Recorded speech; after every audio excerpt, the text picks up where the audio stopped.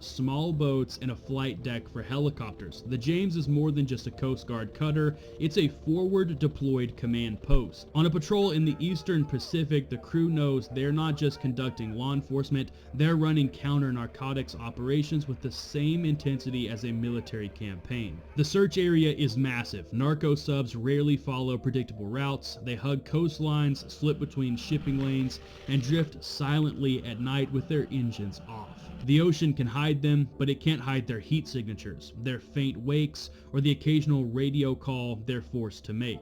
To spot these ghosts, the Coast Guard doesn't work alone. Navy P-8 Poseidon patrol aircraft sweep wide sections of the Pacific. Satellites look for irregular movements at sea, and Coast Guard helicopters like the MH-65 Dolphin fly out from cutters to investigate any suspicious contact. For the crew aboard the James, the hunt is a mix of long stretches of patience and then sudden bursts of adrenaline. Out on the horizon, the shape is barely visible, a gray blur riding just above the waves. To the untrained eye, it might look like driftwood or debris, but to the Coast Guard crew, there's no mistaking it.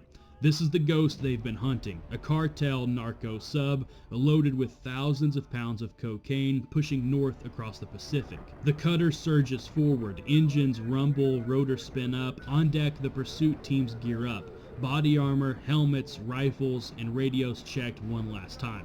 They know the risk. If the smugglers realize they're about to be caught, they'll try to sink the vessel.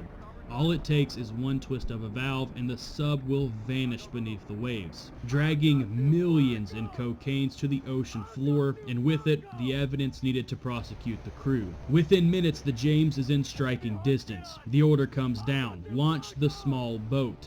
A rigid hull inflatable boat smashes into the water, its crew throttling the engines to maximum speed. Every bump slams their bodies against the deck as they charge across the waves toward the low-profile craft. Overhead, a helicopter circles, recording every move, ensuring there's no escape. The narco sub crew sees them coming. Panic sets in. Some scramble at the controls, others move toward the scuttling valves. They know what's at stake: prison if they're caught, and a cartel's wrath if they fail. But the Coast Guard doesn't give them any time to make a decision. The small boat roars alongside the semi-submersible, its engines screaming. Then comes the most dangerous part of the entire operation: the boarding. At full speed, a Coast Guard boarding officer leaps from the inflatable onto the narco sub's slick deck, grabbing on to anything he can to keep from slipping off into the ocean.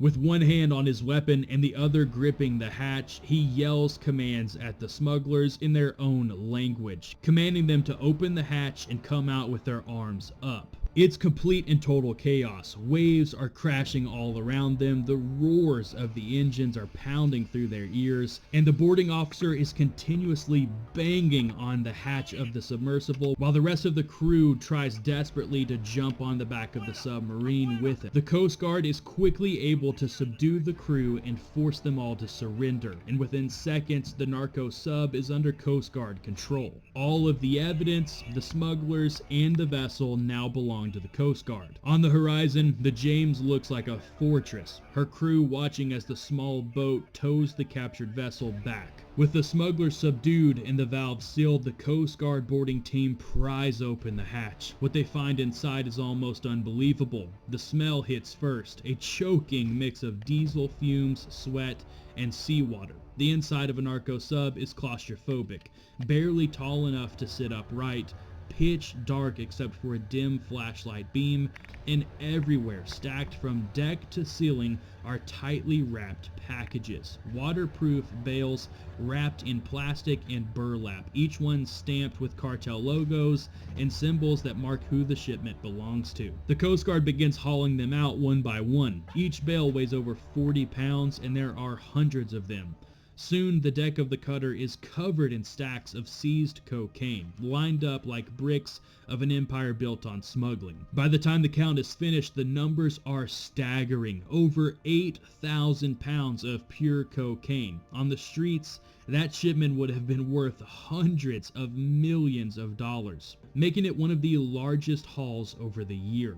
To put it into perspective, the seizure from this single narco sub equals what some small Coast Guard stations seize in an entire year. But this isn't just about numbers. Each bale represents more than money. It's cartel power. It's bribes to corrupt officials, weapons for hired gunmen, and fuel for violence across Central and North America. By taking this load off the water, the Coast Guard isn't just making an arrest, they're striking at the financial heart of cartel operations. For the smugglers, the outcome is grim. They're transferred to the James, shackled, and processed as detainees. Their cartel bosses will write off the loss as the cost of doing business. But for these men, the journey is over. They'll face trial and potentially decades in prison. As for the vessel itself, most narco subs don't survive long after capture. They're unstable, unseaworthy, and often intentionally weakened so they'll sink quickly if abandoned. Many are scuttled after the cargo is removed, sent to the bottom of the ocean to ensure they never sail again. Back aboard the cutter, the crew lines up for the traditional display. Bricks of cocaine stacked like a wall, a visual reminder of the fight they are waging. For the sailors, it's a proud moment. Hundreds of millions of dollars in drugs denied to the cartels, countless lives indirectly affected, and proof that even in the endless expanse of the Pacific, the Coast Guard can find and stop a vessel designed to be invisible.